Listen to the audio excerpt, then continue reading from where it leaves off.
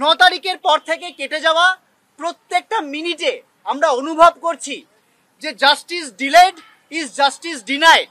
Mascot spin control ল্যাবের পরীক্ষায় এটি প্রমাণিত। কেয়াসেট অ্যালোপেক্স পেন্টা অ্যাক্টিভ নতুন চুল গজাতে সাহায্য করে, চুল পড়া বন্ধ করে। কেয়াসেট অ্যালোপেক্স পেন্টা অ্যাক্টিভ 10 হেয়ার ফল প্রবলেমের একমাত্র সলিউশন।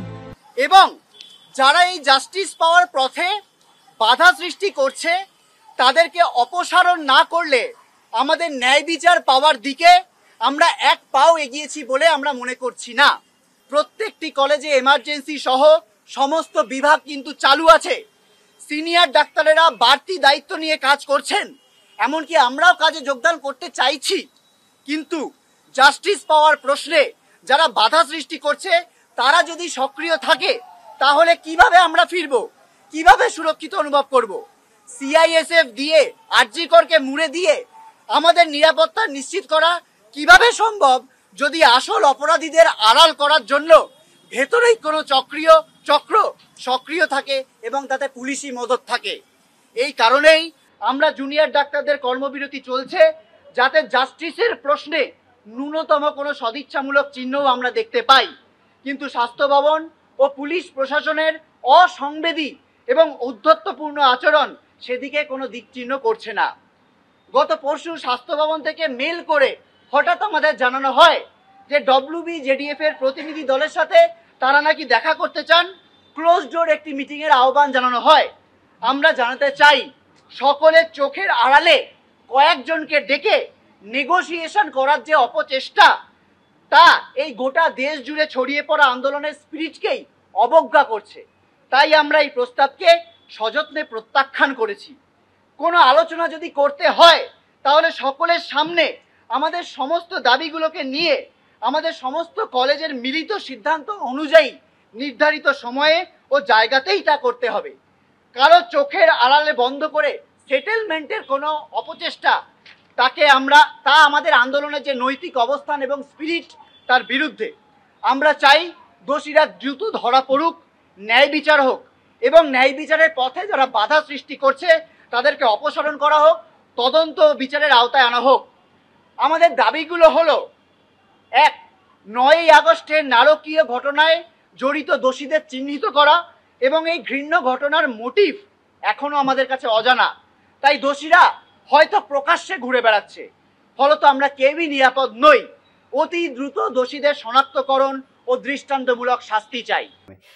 এই মুহূর্তে দাঁড়িয়ে যে জুনিয়রদের ডাক্তারদের যে এখন চলছে, সে ধর্মঘটের মেন যিনি আছে তার নাম হচ্ছে দেবাশিস হালদার। তিনি কিন্তু অলরেডি বলেছেন, প্রকাশ্যে বলেছেন যে স্বাস্থ্য ভবন থেকে মেল করা হয়েছে, একটা মেল এসেছে যে আপনারা আসুন।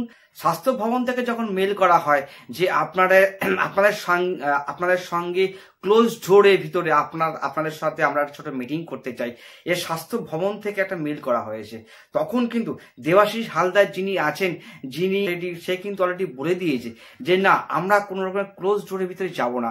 কেন বলছি? এর ভিতরে ভয়ঙ্কর একটা অপরাধ হয়েছে। আমরা যদি ক্লোজ ডোরের ভিতরে একটা মিটিং করি তখন কিন্তু অল ওভার ইন্ডিয়ার যত স্টুডেন্ট আছে। বন্ধুরা, আরো চাঞ্চল্যকর তথ্য আপনার সামনে এখন নিয়ে আসছি। আমাদের যে জুনিয়র মেডিকেল স্টুডেন্টরা যে ধর্মঘট করছে, তার সাথে অল ওভার ইন্ডিয়া থেকে শুরু করে ওয়েস্ট বেঙ্গল সবাই আছে। সেখানে দাঁড়িয়ে স্বাস্থ্য ভবন থেকে একটা মেল করা হয়েছে দেবাশিস হালদারকে, যিনি হচ্ছে জুনিয়র ডাক্তারদের যিনি এই পুরো ধর্মঘটের অ্যাকচুয়ালি মেন মাথা হচ্ছে, যার নাম দেবাশিস হালদার। তার মেল আইডিতে কিন্তু মেল করা হয়েছে, যে স্বাস্থ্য ভবন থেকে মেলটা করা হয়েছে যে আপনারা আসুন, এসে একটা বদ্ধ ঘরের ভিতরে আমরা একটা মিটিং করে এটাকে মিলচাল করে নিই। এটা কিন্তু স্বাস্থ্য ভবন থেকে অলরেডি একটা মেল এসেছে। দেবাশিস হালদার কিন্তু ওপেনলি বলে দিয়েছে যে না, আমরা কোনো বদ্ধ ঘরের মধ্যে আমি পার্সোনাল গিয়ে কোনো রকমের মিলচাল করতে পারবো না। এটা অল ওভার ইন্ডিয়া থেকে শুরু করে সবাই এই কেসের দিকে তাকিয়ে আছে। যদি আমরা এইটা মিলে গিয়ে যদি এটাকে ঠিক করি, এটা একদম অন্যায় হবে। যদি কথা বলতেই হয় স্বাস্থ্য ভবন থেকে যদি আমাদের সাথে কথা বলতে হয়, সবার সাথে কথা বলতে হবে, সবার সাথে কথা বলে ব্যাপারটাকে ঠিক করতে হবে। এবং আমাদের কিছু দাবি আছে, সেই দাবি আমাদের মানতে হবে। যেমন সেই দাবিগুলো দেবাশিস হালদার কিন্তু স্বাস্থ্য ভবনকে করেছে। সেই দাবিগুলো হচ্ছে, প্রথমত এই যে রেপটা হয়েছে, মেয়েটাকে মারা হয়েছে, তার প্রচুর বড় শাস্তি চাই এবং এর পিছনে যত প্রভাবশালী ব্যক্তিরা আছে সেই প্রভাবশালী ব্যক্তিগুলোকে ধরে আনতে হবে এবং তারা অলরেডি এত বড় ক্রাইম করার পরেও হাসপাতাল চারিদিকে নির্ভয়ে ঘুরে বেড়াচ্ছে। তো আমাদের মনের মধ্যে বড় কোশ্চেন একটা তো রয়েছেই যে যত প্রভাবশালী এই মধ্যে ইনভলভ আছে তাদেরকে যতদিন না ধরা হচ্ছে ততদিন কিন্তু আমরা জুনিয়র ডাক্তাররা কিন্তু আমরা এই প্রোটেস্ট থেকে ব্যাক হব না।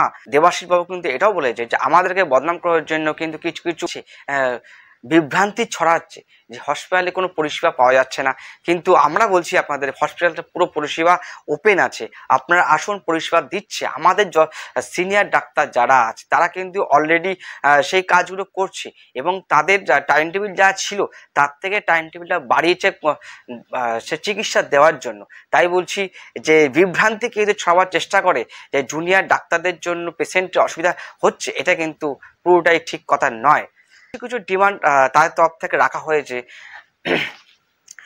আমাদের মেডিকেল কলেজ যতগুলো আছে সেখানে প্রচুর পরিমাণে হস্টেল থেকে শুরু করে সেখানে হস্টেল থাকতে গেলেও প্রচুর রকমের ক্রাইম হয়, সেই ক্রাইমের জন্য অনেক বড় প্রভাবশালী সেখানে হাত থাকে, সেই সময় যত তাড়াতাড়ি সম্ভব বন্ধ করতে হবে।